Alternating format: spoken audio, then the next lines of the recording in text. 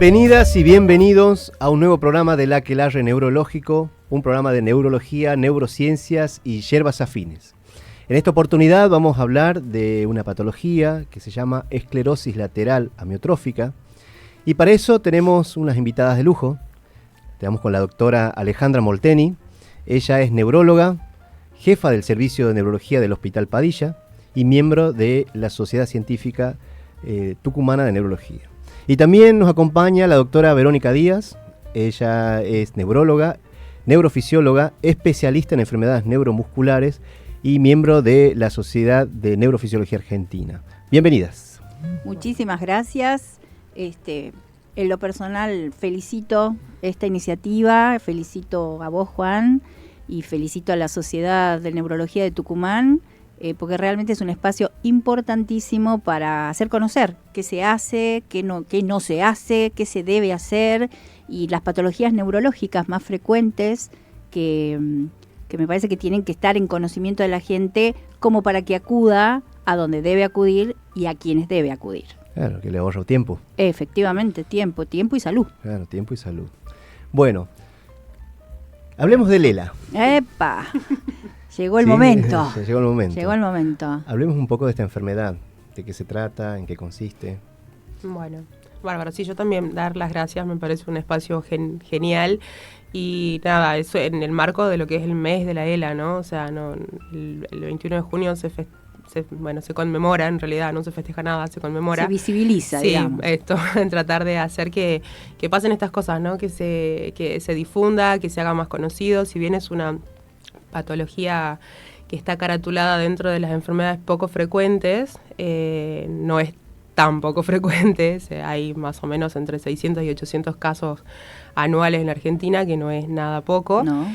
Y está buenísimo que llegue por estos medios a otros médicos que no son solo neurólogos, pero lo cierto es que es una patología que entra por un montón de lados, ¿no? Son pacientes que consultan al traumatólogo, al gastro, al neumo, y rara vez nos llega una ELA como primera consulta al neuro, ¿no? Entonces está bueno, está genial que todas las especialidades sepan que existe, de qué se trata, que se prenda la lamparita de la sospecha, ¿no? Y la derivación oportuna. Si bien una patología que hoy no tiene un tratamiento curativo, o sea, no tiene una cura, tiene mucho para hacer, digamos, tiene mucho tratamiento. Y en ese aspecto, bueno, tomando lo que vos decís, en primer lugar, y para contribuir a diferenciar, la esclerosis lateral amiotrófica, que es el tema que nos convoca hoy, no tiene nada que ver con la esclerosis múltiple. Son dos enfermedades que tienen por común un nombre, que es esclerosis, pero son dos enfermedades completamente distintas. En el caso de esclerosis lateral amiotrófica decimos que es una enfermedad de tipo degenerativa. ¿Qué quiere decir degenerativo? Quiere decir que hay un grupo de células que pierden su característica y su condición, sufren un proceso que se llama degeneración y por consiguiente ya no cumplen la función para la que fueron formadas, creadas y sintetizadas, digamos. Entonces, por consiguiente, la función de ese órgano cambia o pierde sus características y tiene como digamos, sobre todo para los colegas, tiene como característica, y creo que es la única, corríjame si me equivoco, la única enfermedad neurológica donde tiene el mismo paciente características clínicas de cerebro, o sea, del sistema nervioso central, y características del sistema nervioso periférico, que para el que escucha y que no está en la medicina, son dos partes diferentes del sistema nervioso, el central y el periférico, cerebro y médula, y después raíces y nervios periféricos. Entonces, eso es lo que la vuelve característica y lo que la vuelve tan compleja esta enfermedad. Es más característica en hombres que mujeres, y más en la sexta década de la vida. No sé si acá la gente joven sabe, tiene las estadísticas mucho más frescas, pero es más característica en la sexta década de la vida. Sí, el tema es que, por ejemplo, cuando se le empezó a describir, se le describió también, ¿no? En que se llama la enfermedad de Lou Gehrig, ¿no? Que era un beisbolista, que más o menos era un tipo joven, que empezó a sentir la debilidad. Y eso también me gustaría que charlemos un poco sobre cuáles son los síntomas, porque por ahí recién Verónica nos contaba, decía que consultan al traumatólogo, consultan al neumonólogo, pero ¿cuáles son los síntomas que tienen en cuenta o que hacen sospechar que por ahí es difícil de definirlos en sí, digamos? Ok, como decía la doctora, sí es una patología compleja, ¿no? O sea, las enfermedades de motoneurona son complejas. Si bien la ELA no es la única, son muchas las enfermedades de motoneurona, la ELA es la única que presenta compromiso de motoneurona superior y motoneurona inferior, o sea, afecta la vía piramidal. Si hacemos un recuerdito, la vía piramidal es la que comanda los movimientos voluntarios, está regulada por la vía extrapiramidal y tiene dos motoneuronas, ¿no? Una superior que está en lo que es la corteza motora y una motoneurona una segunda motoneurona o una motoneurona inferior que está en lo que es el tronco encefálico y en el asta anterior de la médula. Entonces, la sintomatología, para hablar de ELA, digamos, tenemos que tener la presencia de dos, por lo menos, de la afectación de estas dos motoneuronas, ¿no? Y de ahí nace todo lo que es los criterios y los demás. Pero lo cierto es que es muy heterogénea, es tan heterogénea que no se presenta casi, no sé, yo de mi corta experiencia no he visto pacientes que sean iguales, ¿no? Son todos muy heterogéneos. Los síntomas más frecuentes son la debilidad, la atrofia, y de ahí es de donde nace su nombre, ¿no? De donde se asociaba la atrofia con lo que se veía en la macroscopía esta de los cordones laterales. Sí. Recordemos que en esa época, cuando se le ponía nombre a las enfermedades, la gente lo hacía visualizando con microscopio óptico, claro, ¿no? tal cual. Entonces decían placas escleróticas, por eso es como que de ahí surge el nombre. La palabra, ¿sí? Pero para que la gente también entienda, son conexiones entre dos neuronas. Entre una neurona superior que nace en la corteza y la neurona inferior que está en los centros motores inferiores, tanto en el tronco como en la médula. Como en la médula. Se tienen que afectar eso, por eso es principalmente motora, ¿verdad? Por eso es principalmente motora. Si bien no tiene síntomas sensitivos, lo que no quiere decir, y que es algo que confunde mucho, que el paciente no pueda tener dolor. El paciente con ELA tiene dolor la mayoría de las veces, sobre todo en las etapas más avanzadas, pero es una patología a priori motora, ¿sí? La sintomatología principal es, como les decía, la debilidad, hay atrofia, que es el músculo se pone como más flaquito, aparecen signos clínicos, digamos, que son muy característicos, que es la fasciculación, que es la traducción de la denervación, ¿no? De la neurona. También puede haber hiperreflexia, que es esa liberación de todos los reflejos que en la vida adulta no son normales, aparecen reflejos patológicos. También puede haber espasticidad, digamos, son todos signos que uno va agrupándolos y hacen la pista diagnóstica de la sospecha, ¿no? Y te agrego, Vero, agregando un poco a lo que estás diciendo, que en general, en líneas generales, los pacientes suelen empezar con esta debilidad, sobre todo en miembros inferiores. Entonces son pacientes que, por ejemplo, tienen caídas fáciles.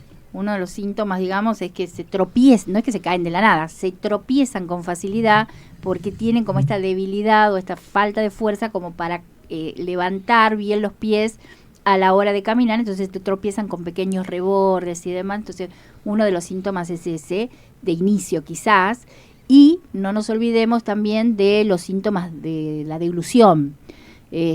Son pacientes que en un momento de la evolución de la enfermedad empiezan a tener trastornos para tragar, ¿no?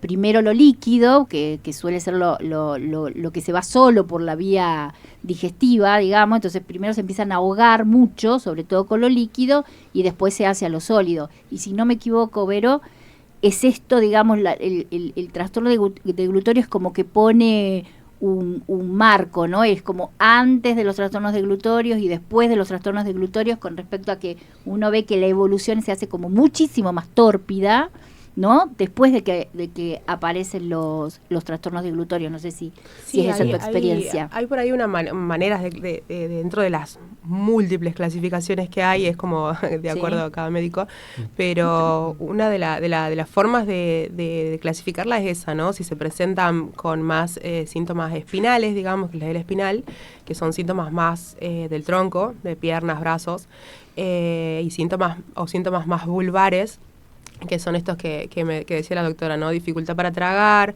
la cialorrea, que bueno, es un estadio previo al trastorno de glutorio, también puede ser la cialorrea, es la hipersalivación. La hipersalivación, sí.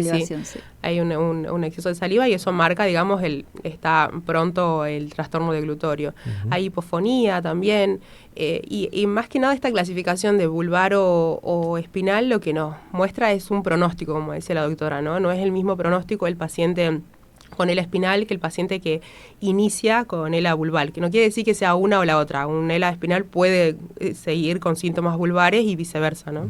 Incluso con síntomas respiratorios también. Sí. Porque es la afectación de los músculos respiratorios. Claro, la denervación afecta también a los músculos ventilatorios, digamos, de la ventilación, ¿no?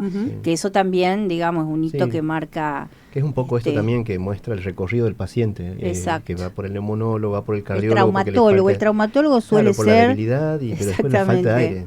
Sí, aparte de ser tan asimétrica, ¿no? Llama mucho la atención y hace que a veces tampoco se preste tanta...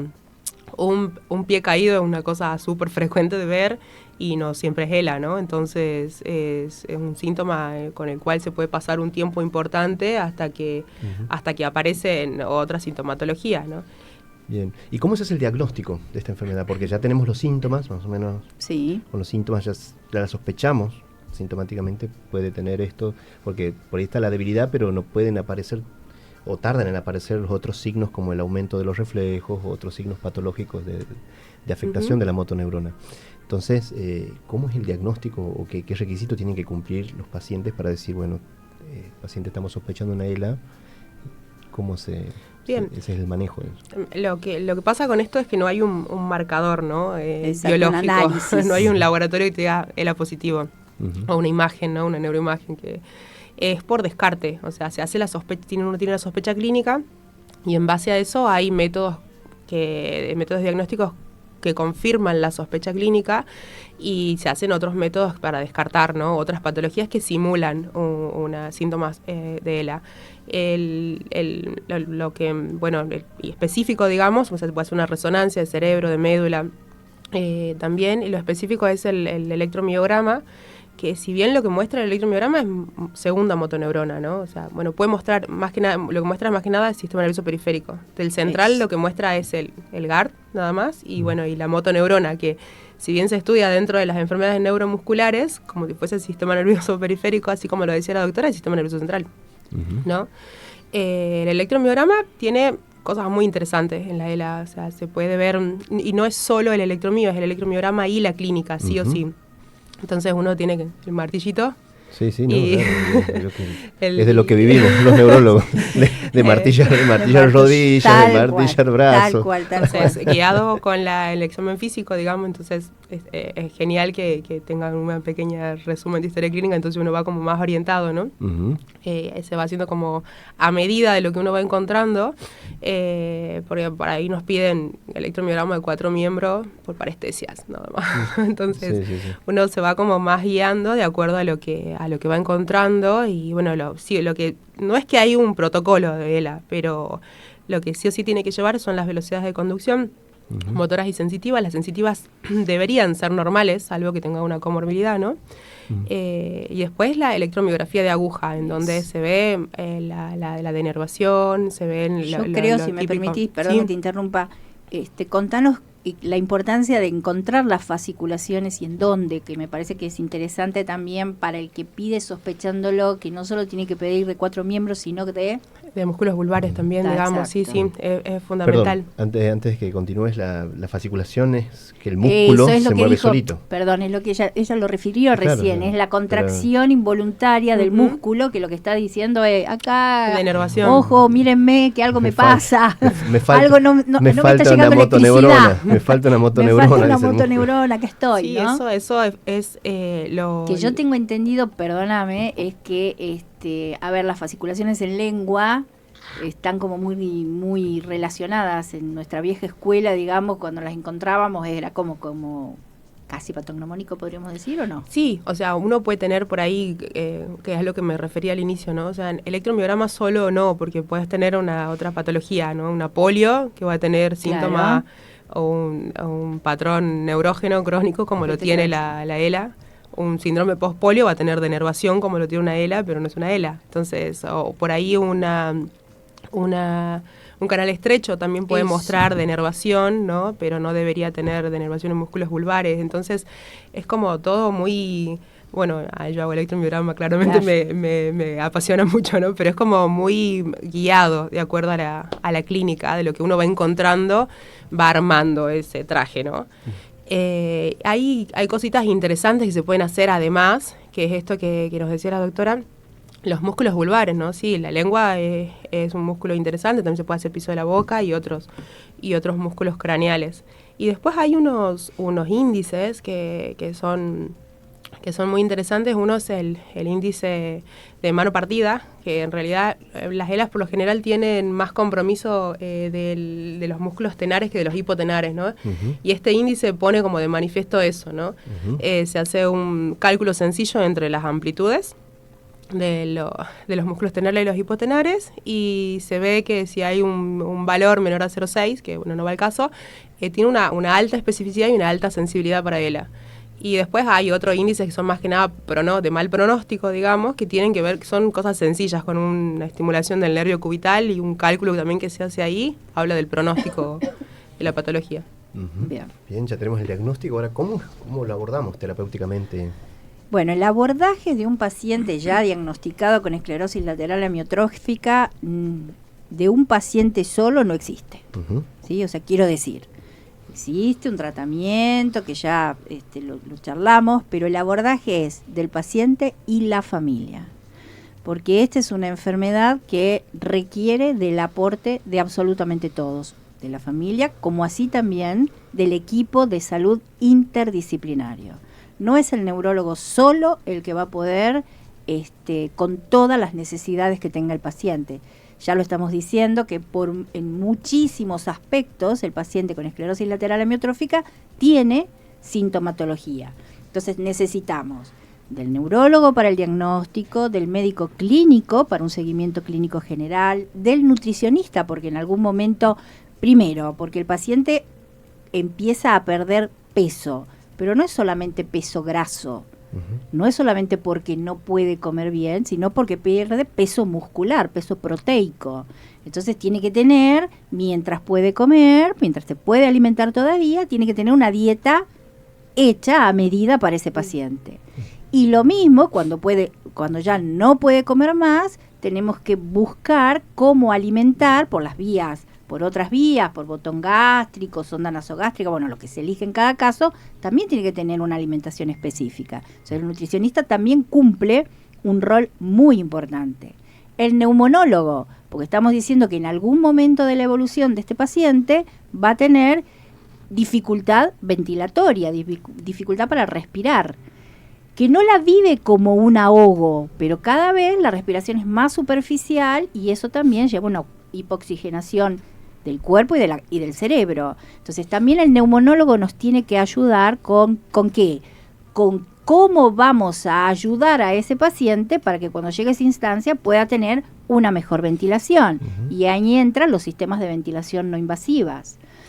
Tiene que ver el kinesiólogo, fundamental, desde la hora cero, porque pensemos que lo que el paciente pierde, lo pierde para siempre. O sea, no es que, bueno, empecemos con kinesio el mes que viene. No. Lo que hoy no se haga, no se hace pasado mañana. O sí se hace, pero no con el mismo rédito. Entonces hay un equipo interdisciplinario debe haber un equipo interdisciplinario puesto al servicio de estos pacientes, ¿sí? Uh-huh. Eso es como medidas generales, ¿no? Y bueno, como medidas terapéuticas, te lo dejo ver. Ninguna tonta la doctora Grande. Sí, es fundamental. Tiene un tratamiento terapéutico y uno no terapéutico. Yo soy muy fan del no terapéutico. Sí. Si bien no tiene cura por ahora, hay fármacos que están autorizados. Bueno, los que tenemos vigentes en la Argentina son dos. Uno es el Riluzol, desde hace mucho, 94 creo. Uh-huh. El Edarabone, que bueno, está un poco cuestionado ahí el Edarabone, ¿no? Por su aplicación y lo demás. Y después hay otros fármacos que están aprobados ya por la FDA, que son el Tofersen, que es muy prometedor, digamos, nada más que tiene un grupo específico de pacientes. ¿Cómo cuáles? Los que son, es para la ELA genética, en realidad, solo los SOD1, ¿no? Entonces, ¿qué es la ELA creo que genética? eso, claro, porque eso es importante, que es muy parecido al Nusininsen, ¿no? Pero sí, los niños. Re interesante, y por eso digo que como me parece como muy prometedor, ¿no? Bueno, cuando hablamos por ahí de ELA, tenemos también la clasificación de ELA genética y ELA esporádica, ¿no? Que ahí hay unas cuestiones, ¿no? Que cuando hablemos después más adelante... Sí. Hacemos referencia si querés, pero para hablar de la genética tiene que haber por lo menos 2 familiares presentes que tengan la patología. Tiene una base genética bien fundamentada, ¿no? Donde hoy se conocen, algunos papers dicen 30, otros dicen 40 genes. La gente del San Pau está por sacar un gen nuevo ahora, dentro de poco. O sea, se va conociendo como mucho más, ¿no? El San Pau es un hospital de Barcelona, para que la gente sí. que más estudia estos temas. Sí, los catalanes son muy buenos. Sí, sí. Hay muchos genes, digamos, y en base a esos genes, digamos, son, como les decía, aproximadamente 40 genes, pero son 4 los genes encargados o responsables del alrededor del 70% de las ELAs genéticas, ¿no? El más frecuente es el C9orf, que es el más frecuente de todos. En segundo orden está el SOD1 o el SOD1, que es en realidad el primero que se descubre. Y después está el otro que está asociado, digamos, a la proteína TDP43, que es lo más prometedor también ahora. Sí. Y después está el FUS, que también son poquitos. Dentro de estos, de los que son los SOD1, que es un grupo de chiquitos de pacientes, son más o menos, si no me equivoco, el 12% de las genéticas y en el 1% de las esporádicas están presentes. Ahí es donde actúa el tofersen. Después, y bueno, lo que tiene es una indicación intratecal, ¿no? O sea, se hace por vía una punción lumbar para ingresar al sistema nervioso. Y después lo más conocido es el Riluzol, digamos que es un fármaco que se da por vía oral, que tiene efectos adversos muy nobles, es fácil de controlar, y es un fármaco viejo, pero que tiene los estudios, digamos, demostraron que aumenta la sobrevida a 3 meses, por lo menos, o disminuye la llegada del respirador, ¿no? Que eso es algo que no se ha logrado con otros fármacos. Después hasta ahora no lo superó ninguno. No lo superó, no. Después está el edarabone, que es como un fármaco que también tiene que cumplir como ciertos criterios para los pacientes que se lo debe administrar, pero tiene una complejidad que es endovenoso. Es endovenoso y requiere unos días de internación, unos días de reposo y lo demás. Está un poco cuestionado porque los estudios que generaron la aprobación de este fármaco no mostraron una mejoría, ¿no? Sino mostraron menos empeoramiento. O sea, se hacen unas escalas funcionales, que es con lo que seguimos a los pacientes y es lo que se usa también en los estudios, en donde se vio que los que tomaban placebo, los que hacían el placebo, empeoraron también, pero empeoraron 2 o 3 puntos más que los que hacían... Empeoraron más rápido, más. Claro, el edarabone, los dos empeoraron, pero el edarabone empeoró un poco menos. Entonces... Sí. Está ahí un poco cuestionado. Igual ahora hay un estudio que está hecho en vez de 6 meses a 1 año, que está asociando el edarabone con con el aumento de la expectativa de vida, digamos. Y en esto, perdón, quiero volver a hacer hincapié en la necesidad de tener un diagnóstico lo más rápido posible, porque también es cierto que estos medicamentos han mostrado mejor efectividad cuanto más tempranamente uno pueda instalarlo como tratamiento, pero para instalarlo como tratamiento primero tengo que tener un diagnóstico. Entonces, cuanto más tempranamente sea el diagnóstico, cuanto menos podamos dar vueltas alrededor de eso, mejor va a ser esta sobrevida, como decís vos, que uno diría que parece poca cosa, ¿no? Pero no es poca cosa. No, claro que no. Y que un paciente pueda seguir todo su proceso en su casa, sin requerimiento de asistencia respiratoria mecánica, de una terapia intensiva, de una unidad de cuidados respiratorios, qué sé yo, no es poca cosa en enfermedades en las que aún todavía no tenemos la posibilidad de un tratamiento eficaz, ¿no? Eficaz en términos de curación, ¿no? Sí. Bueno, vamos a una pausa y volvemos enseguida con el último bloque. Muy bien, cómo no.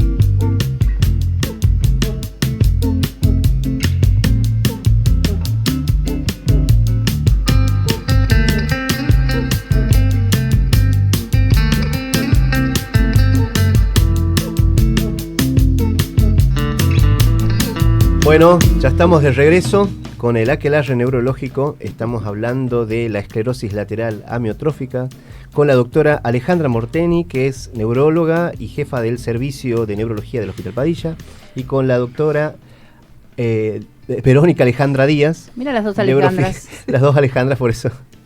Que es neurofisióloga y especialista en enfermedades neuromusculares, también miembro staff del Hospital Padilla. Bueno, en este capítulo tratamos de poner un poco al tanto sobre las últimas investigaciones que se vienen haciendo en las enfermedades, y sobre todo ahora vamos a charlar un poco de las últimas investigaciones en ELA, ¿no? Así que vamos a pedir la colaboración de nuestra producción para ver, bueno, este es un paper publicado en la revista The Lancet, ¿no? Sí. Que nos cuenta un poco, no sé, nos quieren comentar. Bueno, es un paper del 2022 que agrupa cosas complejas, ¿no? Sobre todo esto de la genética y la fisiopatogenia son como dos cosas bien complejas en la esclerosis lateral amiotrófica, porque lo cierto y una pregunta muy frecuente en la consulta es ¿por qué? ¿Por qué pasa? ¿Por qué se produce? Y es algo que uno trata de remarlo en la consulta, pero lo cierto es que se conoce mucho sobre la fisiopatogenia de por qué se degenera la neurona, pero no se sabe el por qué de un día para otro. O sea, por más que hay un montón de mecanismos propuestos, y la mayoría está ligado a esto que está creciendo mucho, que es la genética, ¿no? Se están descubriendo muchos genes. O sea, se descubre una mutación, esa mutación altera un mecanismo y se va a estudiar ese mecanismo, ¿no? O sea, cuando se descubrió por primera vez los primeros genes, todo el mundo pensaba que era como ya está, esto es la solución, pero hoy por hoy son tantos los genes, son tantos los mecanismos fisiopatológicos que hasta se propone que no sabemos bien si es que realmente la ELA existe como una sola patología, o es la expresión final de muchas vías, ¿no? Y lo que muestra un poco este estudio es muchos mecanismos complejos fisiopatológicos, en donde habla de excitotoxicidad, en donde actúa principalmente el riluzol, que es el fármaco que hablábamos hace un ratito, que lo que hace, digamos, como frenar el glutamato, que es el neurotransmisor más frecuente del sistema nervioso central, pero también hace un poco de ruido que por qué otros fármacos que también tienen este mecanismo no funcionaron. ¿no? Claro. O sea, otros fármacos más comunes, como la memantina, otros fármacos no. Es muy compleja la fisiopatología, por ahí explicarla, eso también también queremos comentar a la gente que todavía no se conoce muy bien por qué se produce toda esta enfermedad. Sí, está bien, hay pistas, hay claves, hay estudios, pero se tiene en cuenta todo esto. Dentro de la neurona hay un problema en el núcleo de la célula que le cuesta a una molécula que es el ARN mensajero. Muchas veces no se pueden producir bien las proteínas, o se producen proteínas anómalas, o se producen proteínas plegadas, y de esa forma generan mecanismos intracelulares que llevan a la muerte de la neurona. Y no solamente eso, también se ha visto de que hay una inflamación periférica también. Entonces, también la ELA tiene un componente neuroinflamatorio que es importante, y que hoy en día se lo conoce, que antes no se lo conocía. Se pensaba que era solamente una patología pura y exclusivamente. Y cuando vos decís hoy en día, no es hoy en día, claro, o sea, no es que estamos actual. Hablando de esto hace muchísimos años, esto es en el ultimísimo tiempo, digamos. Lo que está diciendo Verónica es como bien fresquito, es como lo último. Pensá que hemos pasado de los factores ambientales, etcétera, etcétera, como cuando uno no puede explicar mucho, estamos hablando de genética. Sí, igual esta presentación, ¿no? de la genética o la familiar hace últimamente más ruido también, porque como les decía hace un rato, que sea genética tiene que haber dos, por lo menos.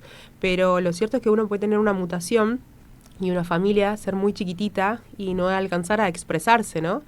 O al revés, una familia muy grande, por chance, puede tener la presentación de dos casos y que no tengan un gen en común o un gen asociado.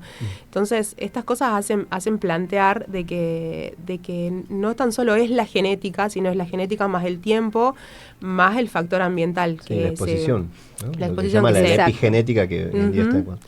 Sí, es algo muy importante. Incluso también lo que se descubrió ahora y lo nuevo es que antes se le otorgaba al gen de la superóxido dismutasa, que es el SOD1, como que era el atribuyente a todos los problemas de la ELA, Tal o cual. explicaba todos los mecanismos fisiopatológicos. Hoy ya se sabe de que hay otros elementos, que por ejemplo la ligadura de la proteína TDP43, que en los últimos años se le empezó a estudiar y a descubrir que está muy relacionada con el ELA, y sobre todo con una variante también muy particular, que es en las demencias del tipo Alzheimer, ¿no?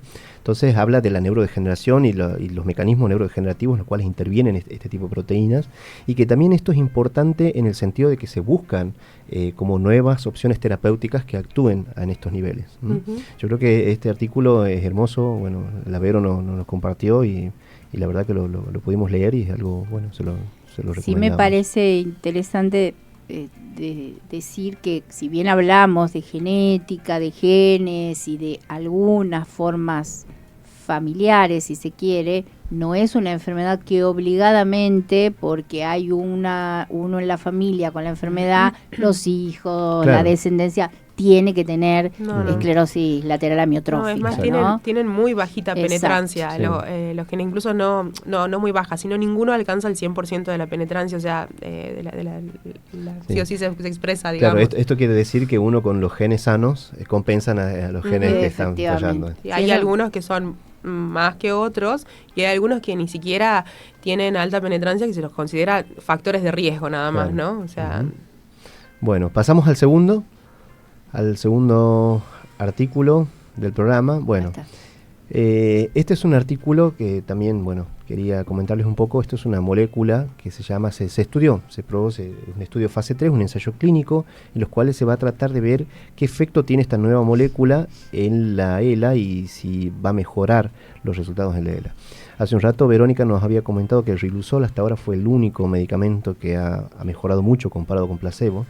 Lamentablemente, esta molécula que se llama arimoclomol, Que salió con mucho entusiasmo. salió con mucho entusiasmo, sobre todo a principios, hace 20 años Ujú. aproximadamente, se lo desarrolló y se lo pensó como una opción terapéutica, y hace 20 años se llega a la conclusión hoy en día de que no funcionó, No, ¿no? Y esto exacto. es un poco...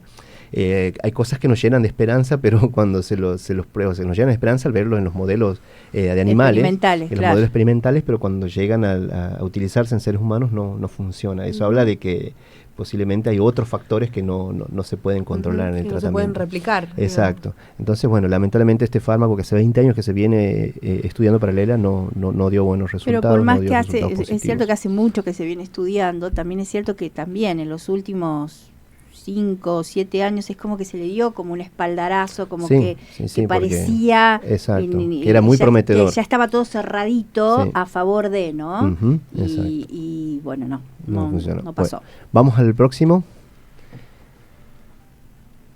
Bueno, este estudio es publicado en la revista Brain, que es la revista de Oxford, digamos, de la Universidad de Oxford.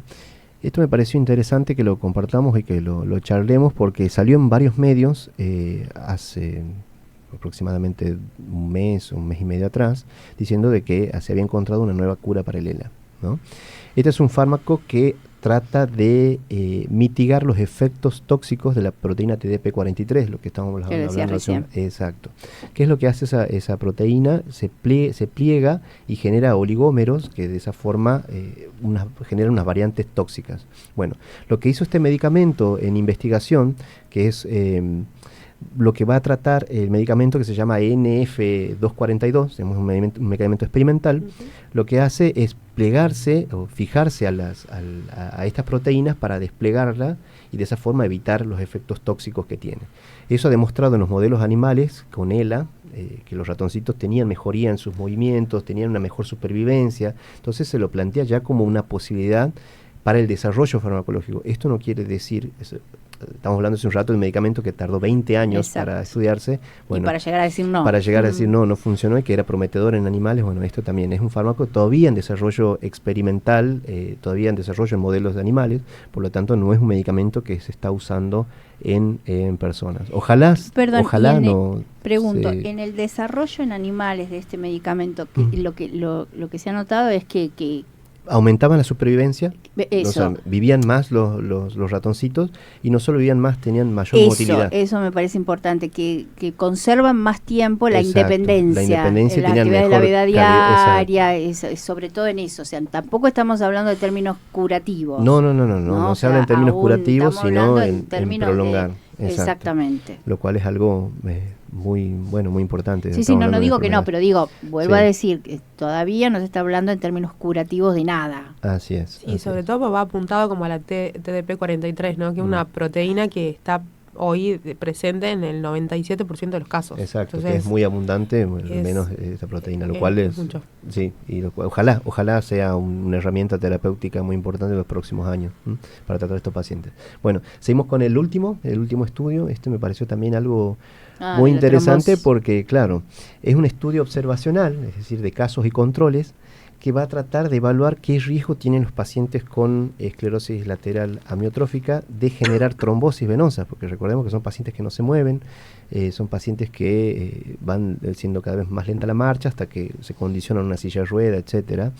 Y bueno, lo que se vio es que es muy frecuente, aumenta el riesgo 3 veces en los pacientes con ELA, el riesgo está aumentado de generar trombosis venosa profunda, por lo cual es algo importante y que en la práctica clínica, por eso es importante el clínico, ¿no? En el manejo de estos pacientes, estudiar las venas profundas de los miembros para evaluar si no tiene algún trombo, que es lo más riesgoso que puede tener estos pacientes, ¿no? Sí, en dirección a lo que decís, es una enfermedad que nosotros sabemos lo que va a pasar. Eso es lo único bueno que podemos decir de momento. Sí. Sabemos lo que va a venir, sabemos lo que va a pasar. O sea, la función del equipo interdisciplinario, del equipo de salud, es justamente adelantarse a lo que va a pasar. Y acá es algo que puede pasar, entonces es necesario adelantarse a esos hechos, ¿no? Exacto. Sabemos que va a dejar de poder tragar bien, de comer bien, sabemos que va a llegar un momento que no va a poder respirar bien, y entonces nos tenemos que ir adelantando, y en lo que hace a esto, a la mayor frecuencia de trombosis venosa en estos pacientes, también nos podemos adelantar a evitarlo, digamos, así es. ¿no?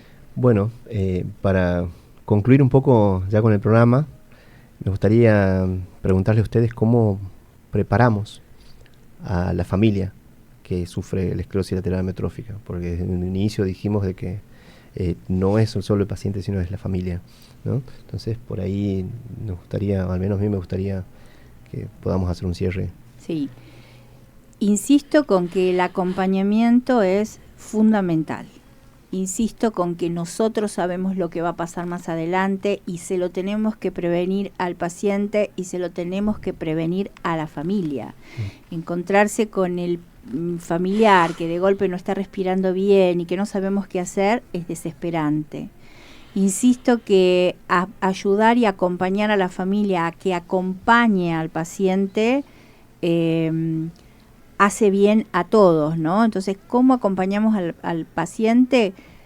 Con escucha, claramente, y con irnos nosotros, yo creo, ¿no? Adelantándonos a los tropiezos que va a sufrir esa familia en el transcurso, en el acompañamiento de la enfermedad, ¿no? A todos los tropiezos, y no hablo solamente a los tropiezos médicos, hay un montón de cosas que acompañan a esto, que es el apoyo del financista, llamémosle obra social, llamémosle Estado, o sea, también en eso nosotros tenemos que acompañar. Y muchas veces pelearnos, ¿no? Y muchas veces pelearnos, ¿no? O sea, es una enfermedad que exige muchas cosas, desde un colchón antiescaras, una cama ortopédica, un equipo de ventilación no invasiva, un enfermero que acompañe, entonces ir obteniendo esas cosas, aun cuando todavía no estaríamos necesitándolas, me parece que es muy importante.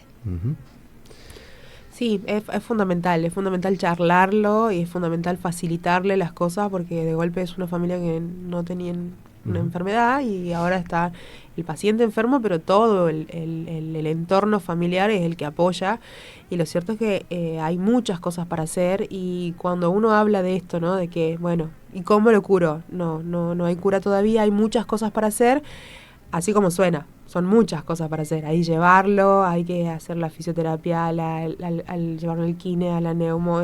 Lo que podemos hacer nosotros es facilitar todo ese circuito, ¿no? Que Tal sea lo más fácil posible mediante las redes, ¿no?